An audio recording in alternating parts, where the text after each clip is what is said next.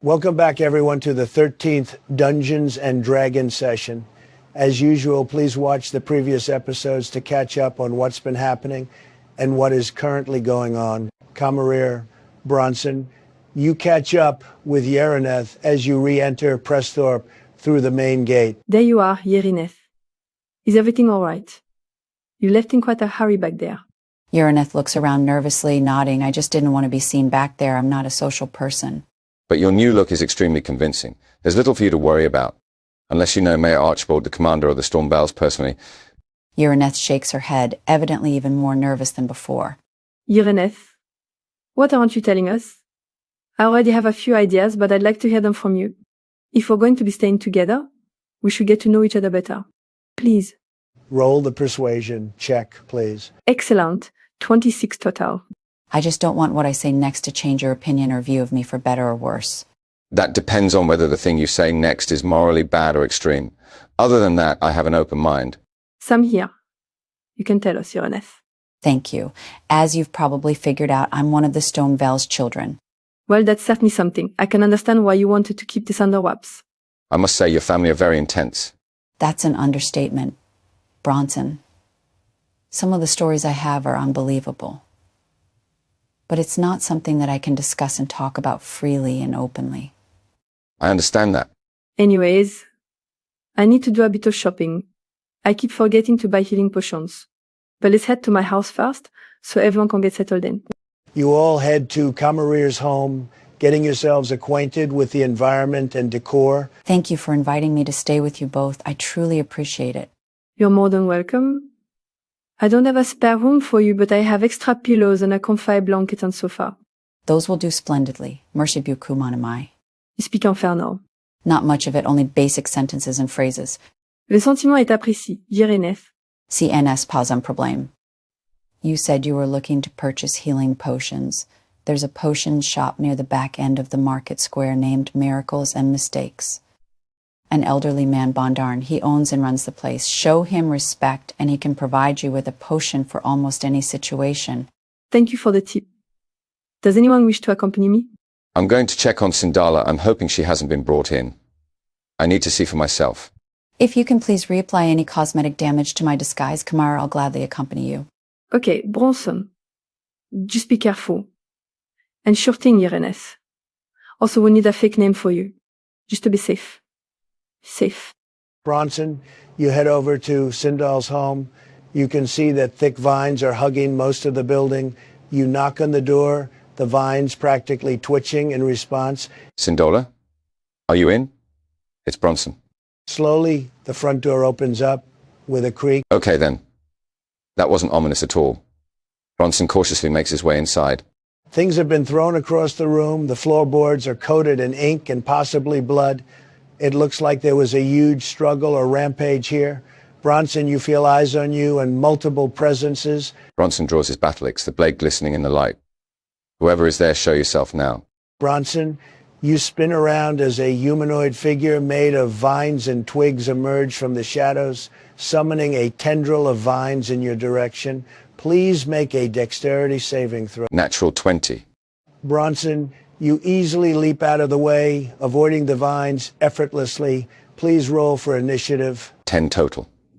You're up first. Wielding his battle axe, Bronson gets up close and tries to slice at the thing. He hacks and gets a good hit in. Using the remnants of the momentum from the attack, Bronson does so again. Natural 1. Bronson tries to, but he fumbles, the second strike missing completely. Making an incomprehensible noise, the plant creature retaliates with a strike of its own. You backflip away, avoiding the thing's fist as it strikes the ground next to you. It follows up with another punch. You dodge again, avoiding the pummeling fists. Bronson activates the rune Gislainer fused into his weapon, the blade emanating a blue aura. He leaps up, spinning rapidly as he cleaves into the thing, his blade adding additional frost damage to his strike. He goes for it again, switching the rune's element type, intense heat now coming from it. Natural 20. Bronson, how do you want to do this? Bronson slices the thing clean in half, the fire damage from his blade helping make that strike even easier. If any flames are left over on the corpse, Bronson will switch to the frost element and use that to extinguish the flames. Done and sorted. All of the flames are out. Sindala, are you here? It's okay now, you can show yourself. You hear creaking coming from near the broken desk. Just next to it is a trapdoor, Sindala peeking out and motioning for you to come down. Bronson does so. As you descend down the ladder, your surroundings change. Floating orbs of green light illuminate the space. The walls seem to be made out of tree bark and moss, the ground made of fine oak wood. It's as if you're inside a magical tree. The room is the size of a football pitch. There's basic furniture in here, mainly made of fine wood. Not a glint or trace of metal anywhere. There's a small fireplace tucked in the corner of the room. Sindala's cat resting near it on a knitted rug. The green, magical orbs occasionally encircle each other like fireflies. They float and move gracefully like feathers. Sindala casts a spell, a whip of thorns, leaping from her hand, grabbing the trapdoor and locking it shut before the spell fades. A pleasure to see you again, Bronson. Likewise, Sindala. Are you hurt at all? Not at all. Should I be? That was a basic cantrip. I wasn't referring to the spell, although that was a neat one. Sindala smiles a bewitching smile, sitting down on a beautifully made chair. Of course, I was merely being reticent. That vine blight up there was a security measure that went a bit wrong. I thank you for fixing the problem, though. Now I can refocus and start my work again. Back to basics this time. Bronson pulls up the seat next to her, setting his weapons beside him, down on the floor. I take it the vines growing on your house and that security measure I fought are connected. Correct. It was a flawed idea, but what's life without taking a little risk? I assume you have lots of questions, but first, would you like a hot drink? Please, Sindala? Cutting back to Kamarir and Uraneth, what are you both doing? Kamarir est doing Irene's diskeys, going over any spots that have been smudged or anything similar. Please roll another sleight of hand or performance check. Performance check, 15. Uraneth's disguise is looking as good as ever. Oh, Irene, your glasses. What about my glasses? What's wrong with them? Nothing. But they could be a dead giveaway. Hold on. There's a pair of contact lenses in this disguise kit. Are you sure they're that much of a giveaway? I can't be certain, but if you want to be. Very well, let's do it. Kamarir sets Irene's glass to one side, helping her put in a pair of green contacts. There. And one more thing. Kamarir gets a hood cloak for Irene, just in case. Plus, we need to get you some new clothes. Uraneth blinks and resists the urge to rub her eyes. By the gods, these contacts will take a lot of getting used to. Let's go, I'll take you to Miracles and Mistakes. Kamarir talks with Irene further as they journey there. What about the fake name? Have you thought of anything? What about why Soria? Is Soria Crathorn? Or Jens? No, I don't want it to correlate to my real name at all. Ismay. Wait, no, Vermilia. Vermilia Wickham. Vermilia, yes. Wickham, no. Stick with Crathorn. Vermilia Crathorn. Vermilia Crathorn. Vermilia Crathorn OB. Near the back end of the market square is Miracles and Mistakes. You both enter the shop, rather quaint and small. The smell of lilac and orchids hang in the air, most likely incense. The shop's interior is circular. The roof arches upwards in the same fashion, the roof itself made of glass.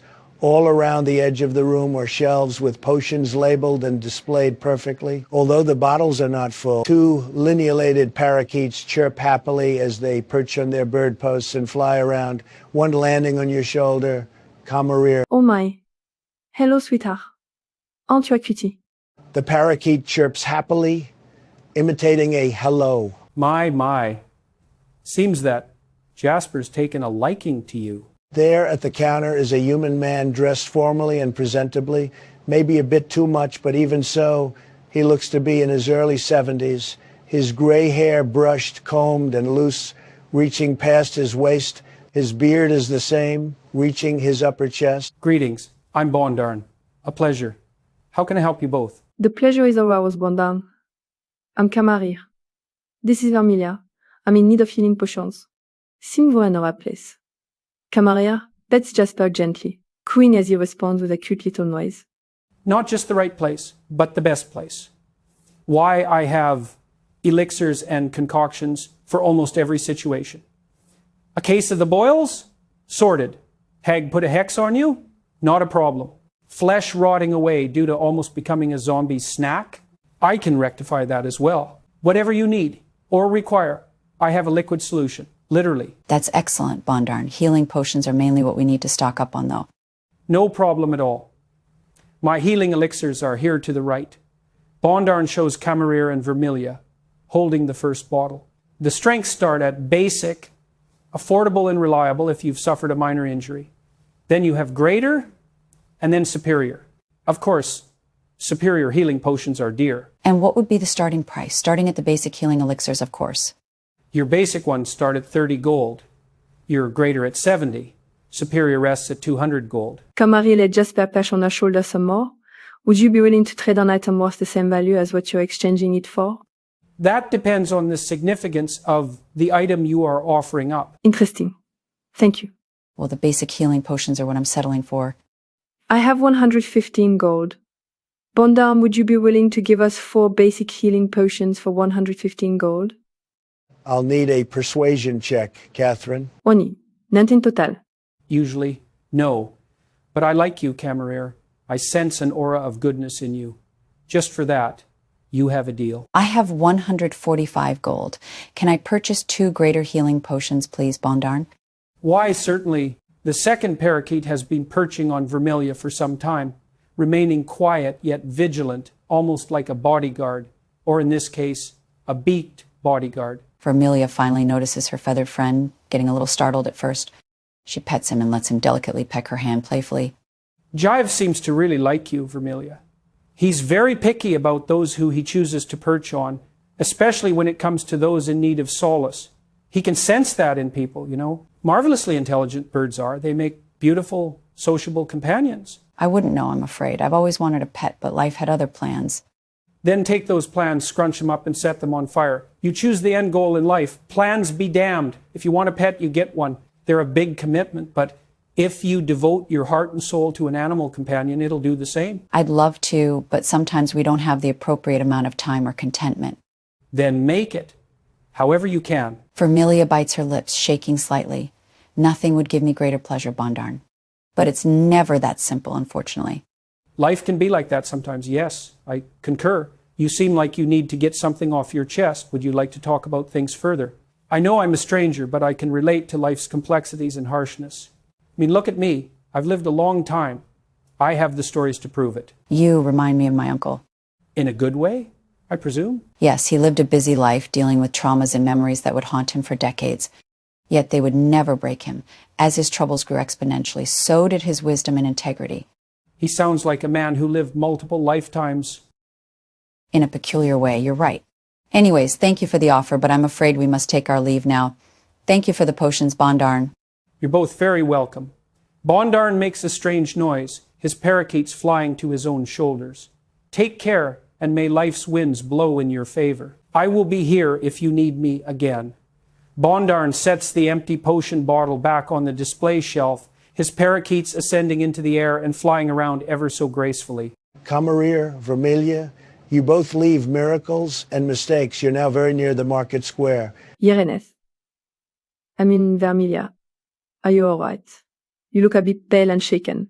Just more family memories is all, Camaraderie. Unpleasant ones. Is there anything that I can do to help alleviate your pain?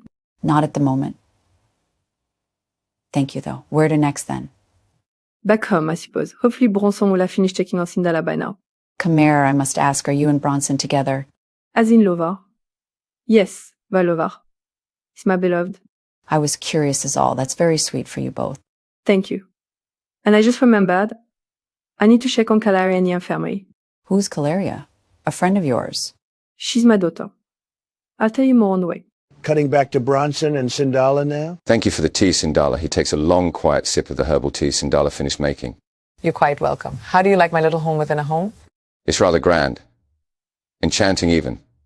Like an elven wonderland set in the heart of nature. Thank you. That's the beauty of druidic magic. It encapsulates the very essence of nature itself and all of the whimsical fantasies that one can only dream of. You said you're a druid in a complex way, but no druid I've heard of can conjure something like this. You must be a powerful individual. I'm glad you think so, flattered even. But that's not entirely the case. I like to believe that it isn't power I will, but nature's spirit and will. And how did you manage to do that? I imagine that's not something you procure so easily. Well, that's a deep topic. I'll share all that with you later if you're that interested. But I'd like to focus on Mayor Archibald. As you can tell by the state of my home, there have been a few attempts to break in here. Each time I've used magic to drive them away. Recently all seems quiet. It's unsettling. I'm not sure what's going to happen next, but I'm afraid of it, whatever it may be. Why don't we both go and try to talk to Mayor Archibald? I can try to explain the situation. I've sent him several letters via pigeons. The most correspondence I've received in response is a brief letter saying no, basically. What specific crimes is he accusing you of exactly? That's the thing he won't specify. Believe me, I've tried asking him all the questions. But he just gives me nothing in response. Having said you drove his men away, I assume you didn't harm them, of course. No one was hurt. So what did you use? Or do? A good mix of enchantment, illusion, and warding spells. Listen, Sindala, I'm going to be openly honest with you. I believe your innocence to an extent. But you haven't given me much to go off here. That's more than understandable. I'm grateful for you giving me the benefit of the doubt when nobody else would. As for my innocence, I give you my solemn word that I am, I swear, in Sylvanus' name. Bronson will insight Sindala, 17 total. You can't see or sense any deceit coming from her. Bronson. Swear on the blood of your loved ones. I swear, on the blood of all my loved ones.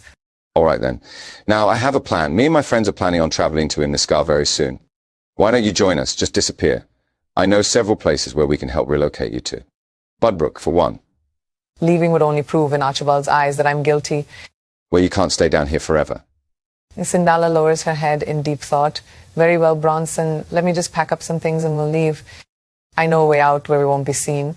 As Sindala is in the process of packing her things, the upstairs level rumbles and booms. What in the hells?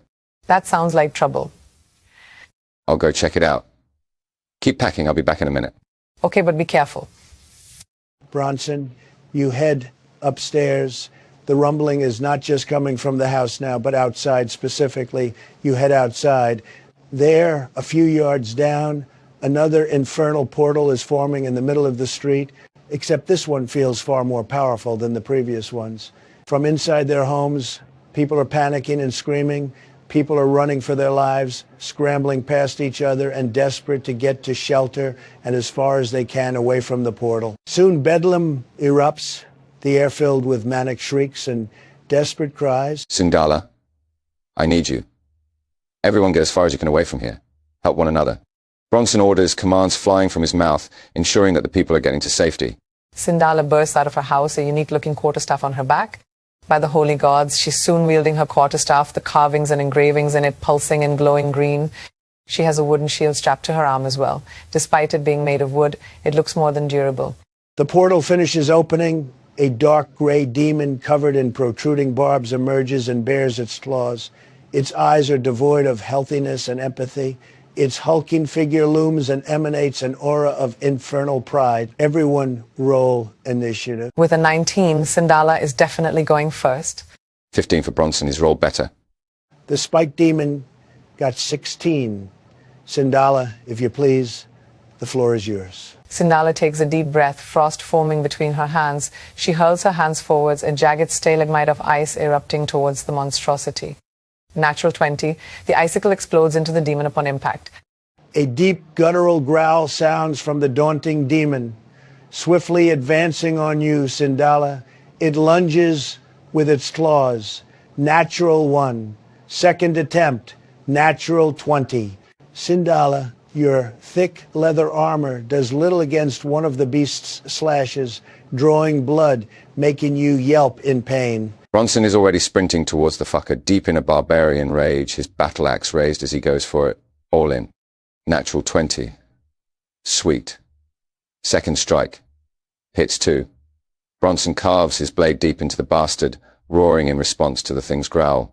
Sindala takes note of how awesome Bronson is. She performs a quick chant before an intense beam of pale light shines down from the sky and on the demon. It shields itself the best it can, but it still burns under the radiating light. In response to getting cut into, the spiked demon tries to slash at you, Bronson. You narrowly dodge the first strike, and the second, with a snarl, it jabs its tail towards you. It gets you right in the face, but you resist the damage and use it as fuel for your rage. You're just pissing me off now, you spiked bastard. Bronson goes for a slice at one of its arms, wielding his blade with both hands. First attempt fails. Second time is successful. Sindala increases the intensity of the moonbeam, searing the demon in divine-like energy. She smiles as she wounds the demon further. Getting increasingly annoyed by the painful beam of light, the spiked demon hurls 2 balls of fire your way. Sindala manages to dodge the first one, getting hit by the second, gritting her teeth and keeping her focus on the moonbeam. Bronson uses this moment to try and plunge his blade into the bastard's waist, his muscles expanding slightly. With a beautifully done strike, Bronson leaps over the demon, landing on his other side and slashing at his tail, the battlefield being caked in blood. Bronson. Kamari rushes into the fray, blade drawn, temporarily frightened as she lays eyes on the spiked demon. Is she a friend, Bronson? My lover, actually, and her name is Kamara. Most pleased to meet you, Kamara. I'm Sindala. Yes, Bronson's mentioned you a few times. In a good way, I hope. Less talking, more demon killing. Sindala keeps the moonbeam going, the beam getting brighter. She gets a bit closer, conjuring a thick, thorny whip, aiming at the demon. Natural 20. She gets the hellspawn right in the eye, tugging and ripping the eyeball out after the whip plunges into it. With an otherworldly sounding roar, the spiked demon half blindly swipes at you, Bronson. He gets you in the shoulder, then your midsection. You're relatively unfazed, staring this wretch down without blinking. With a scream, Bronson goes for a flurry of swings and slashes. He leaves 2 deep slashes deep in the roach's torso, Bronson absolutely drenched in demon blood. Kamari tries to draw upon her magical reserves but gets nothing. The magic flickers and fades again and again. She resorts to a vicious mockery, shouting at the thing. You're so fucking ugly, even your own mother left you. The demon seems unaffected. Kamari plays her flute, a calm aura in the air, bestowing bardic inspiration onto Sindala. Thank you, Kamara. Sindala flicks her wrist, the moonbeam getting more and more brighter. The demon's skin sears and burns. Sindala closes her eyes, whispering something before green energy forms in the middle of the battlefield. It's ancient and powerful. After a few moments, the energy fades and a ghostly incorporeal spirit of a giant hawk stands. Unleashing a primitive caw, the hawk spirit takes flight, hovering over the battleground, practically soaking in ancestral druidic magic. Growing tired of being soaked in the light of the moonbeam, the demon charges at you, Sindala. He tackles into you, sending you tumbling backwards a couple of feet, following that up with launching a flaming sphere at you. It slams into your chest, burning your every nerve. Keep away from her, you ugly prick. Bronson maneuvers himself and also charges, blade rays activating the elemental rune on his weapons, frost forming on the edges of the blade. Like a samurai, he clearly slices through the demon's leg, frost forming around the wound. Kamari fires a barrage of acidic projectiles, casting acid rain, like bullets, dealing a decent chunk of damage. The spiked demon is looking extremely weak. Sindala gets to her feet, still concentrating on the moonbeam even after all of that. Clicking her fingers, the moonbeam moves gracefully, soon coating the demon in its light. Since the demon is right in front of her, she twirls her quarterstaff, going in for a fierce blow. She almost misses but draws upon Kamara's bardic inspiration magic, landing an excellent attack. The spiked demon gets whacked hard in the face, spitting out blood. Looking absolutely defeated, the spiked demon goes for another fireball attack on Bronson. Bronson easily evades it. He fires another one, no pun intended, this one hitting Bronson fiercely. That barely tickled me. Bronson leaps up, attempting to decapitate the fucker. The demon can't muster enough vitality or strength to defend himself. Within a second, the demon's head is on the ground, rolling a little. Bronson's rage subsides, leaving him breathless for a moment. The infernal portal seems to intensify in aura before imploding in on itself, leaving behind almost nothing in terms of a trace. Within a matter of seconds, Mayor Archibald Mavis and the Stormvales have joined you all. Well, I'll be damned, seeing those portals with my own eyes. It's a whole another world. Sindala, little did I think that you would remain and not slip away into the shadows. Your town was invaded by a demon, and yet I'm the first thing you comment on. Unbelievable. Yes, because your actions today have been enlightening. You risked your own neck to protect my people against a demon like that, no less, that deserves respect. Don't get too sentimental on her now. There's still the matter of the mines to take care of. Lady, there's just been another infernal attack and yet your priorities and thoughts are on your fucking minds? God, you're arrogant. Watch it now, Horned One. Geneva, try pulling your head out of your ass first. Show your superiors some respect first. The only superiors I take orders from are the mayor and commander. Stormvales don't have any pull here. Careful now, I nearly got scared there. Sarcasm ain't your strong point. Stick to being a whinging bitch. How dare you address my daughter that way? Do you know how easily I can get you demoted or even fired? Geneva, I've been doing this for over 30 years. The more I see, the older I get, the less of a fuck I give about restraining my speech. Try working a day in our shoes. You'd fail before you start. Enough, gods damn it. Sindala, consider your actions today a vindication of your previous ones, an eradication even, a fresh start, per se. Bronson, Camarier, get yourselves a drink at the Ravenous Raven, then meet me in my office when you're ready. To make a long story short, Bronson, Camarier, you've been tasked with clearing out the mines near Shroudmoor. He's promised you both a lucrative reward and personal reassurance that doing this will benefit everyone and help the people of Shroudmoor. Sindala has offered her help as well as an example of her gratitude towards you, Bronson. She may have other reasons also. I'll say you all have a long rest first, recuperating and healing your wounds.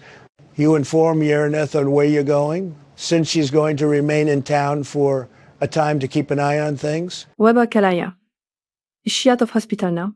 She's been kept one extra day for observation to ensure that her recovery is finalized. The three of you make your way to the mines outside of Shroudmoor. It's very early morning, not even daylight yet. Bronson gets out a torch, lighting it using his tinderbox. Even though we all have dark vision, having a source of light could help in the long term. Who's taking point? I'm up for it. I'll follow second. Sindala, please roll a perception check. Kamari plays a kick melody on her viola, bestowing bardic inspiration upon Sindala. Thank you, Kamara. Sindala also cast the guidance cantrip on herself, 19 total. Sindala, as you're a druid, you're more in tune with nature and natural environments. You don't even need to see to know something's afoot here, something that isn't meant to be. You see little parts of the wall shift for a moment. Some of the mining carts shake without rhyme or reason. The earth beneath you feels like something is going through it. The ground seems to shake for a split second. On occasion, the ceiling raining down dirt and dust almost in response. Kamari turns and sneezes twice as all the dirt and dust descends. Bless you, my love. Gesundheit. Try to keep the noise to a minimum. We're being watched. As you all proceed deeper into the mines, crystals appear in some of the walls, some mere shards, others considerably large. Some emanate faint traces of magic, others glimmer in the torchlight. Regardless, the path leads to an open clearing, revealing a beautiful view of the railway lines. Near the back of the clearing is a small waterfall, beautifully saturated by moonlight piercing through gaps in the ceiling. It's here that you see near the waterfall a infernal portal beginning to burn and shine. Well, one of those infernal portals. It's a lot different when you lay eyes on them in person. Approach with caution. The ground 20 feet in front of you erupts, a chunky humanoid figure emerging from it, made from stone and solid earth. It bellows a deep, resonant sound before it readies to attack. Everyone roll initiative. Kamari got 23. 14 for Bronson. Sindala got 21.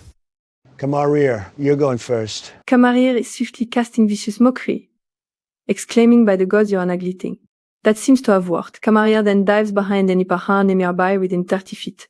Sindala sprinkles holy water around herself, casting protection from evil and good, resting her hand on her chest, the holy water then consumed by the spell. Her body radiates abjuration magic, warding against the earth elemental. She then uses primal druidic magic to summon the giant hawk spirit. The spirit in question flies around the area, practically pulsing with formidable magic, cawing. Sindala gets back a little, not wanting to be too close to the elemental. Bronson is already sprinting towards the elemental, deep in a barbarian rage, both hands on his weapon. His first strike barely has any effect, the second doing actual damage. With a grunt, the earth elemental swipes its boulder like fists at you, Bronson. First attempt misses. The second and third land, getting you in the stomach, Bronson. You're a resilient one, aren't you? Kamari goes for ban, enchantement magic encircling the big guy. The magic seeps into the creature's body like water into a sponge. Getting her flute out, performing a flurry of notes, she bestows bardic inspiration to Bronson. She's back behind cover after that. Sindala is hurling a thick shard of ice at the elemental, calling upon the hawk spirit to aid her in securing the hit. Natural 20. Sindala almost gets the shard to go right through, right where its eye is. Her hawk spirit calls in celebration as the damage is dealt. Sindala has her shield out now, saying something in Druidic before refocusing. Bronson leaps forward, putting his full force into his swing, ready to chip through the thick solid earth flesh. His blade hacks deep into the elemental, deep groans of pain coming from the big boy in response. He smirks as he penetrates the thick flesh a second time, somersaulting off afterwards. Seemingly vexed, the earth elemental hurls a ranged earth attack at you, Sindala. With all of the debuffs, that attack was poorly executed. It attempts to grab you, Bronson, soon holding you in its grasp. Make a strength check for me. With advantage because I'm raging. Natural 20. Bronson, you scream, an absolutely insane scream, from your primal rage, impossibly pushing the clasped hands away from you, landing on your feet effortlessly. The elemental swings its fist down at you, Bronson, still persistent. Thanks to the Bane, it misses. Kamari attends another vicious mockery. Her voice amplified in volume as she announces, I swear, if you were any worse at this, you'd be doing our job for us. The big boy seems unbothered this time. On that note, Kamari gets back behind cover. Sindala thrusts out her hand at the empty space beside her, green light soon illuminating the space, the wind howling. When the light fades, a giant magical brown bear is standing there. Sindala merely nods to him, the bear nodding in response, Sindala pointing at the elemental. With a primal roar, the bear is soon onto the elemental, raising its claws to strike. The hawk spirit caused, the bear glowing with its magic in response. First slash inflicts some serious damage, the follow-up one not so much. The bear is beside Bronson, helping him flank the elemental. Now beyond mad, the earth elemental swipes at the bear. Cutting words. Natural one. Second attempt. Hits. Then he focuses on you, Bronson. Gets you in the chest again. But your barbarian rage is like an anesthetic, dulling the pain significantly. Bestowing healing magic onto the bear, Kamari then goes for a vicious mockery on the elemental. She shoots. A goblin with one hand nailed to a tree would be more of a threat than you. That worked this time. Sindala launches another shard of ice at the earth elemental, her hawk cawing loudly as she calls upon it for a boost. It lands and strikes true, Sindala then watching as her bear lands a good strike with his claws. Second attempt does nothing. Bronson is at it again, sliding through the creature's legs and hacking at both of them. The second one did a lot of fucking damage. The earth elemental slams his foot down into the ground, a wave of trembling force sent out. As a result, everyone make dexterity throws. Bronson got 9. Natural 20. Damn it, natural one. Only an 8 total. And my bear got 17.